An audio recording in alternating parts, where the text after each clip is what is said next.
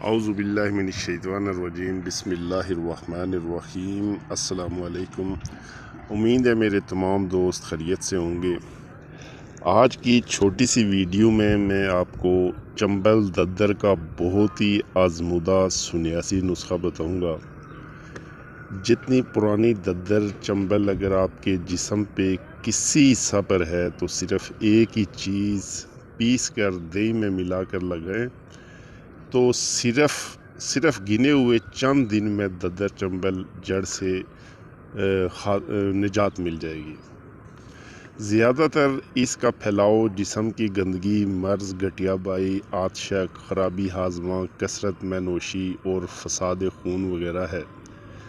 یہ ایک جلدی بیماری ہے جس میں جسم میں جا بجا گلابی رنگ کے ابار پیدا ہو جاتے ہیں جو بتدریج بڑھتے رہتے ہیں۔ ان میں شدید خارش ہوتی ہے، اباروں پہ تہ بتہ چھلکے بن جاتے ہیں۔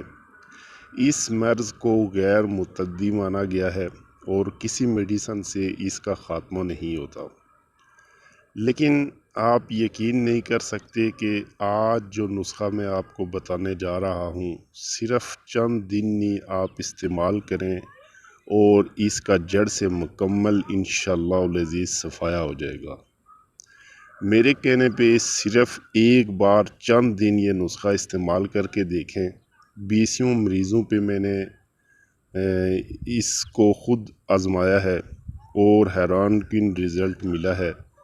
بہت سستا اور بہت آسان نسخہ ہے، لہذا نکتہ چینی سے پہلے ایک بار ضرور تجربہ کر کے دیکھ لیں۔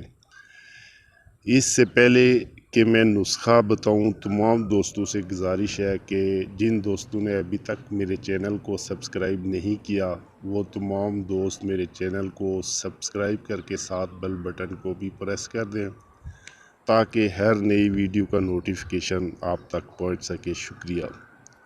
نسخہ نوٹ فرما لیں۔ ہول شافی ڈاگ کے بیج 100 گرام کسی بھی پنسار سے بآسانی اور بالکل سستے مل جائیں گے۔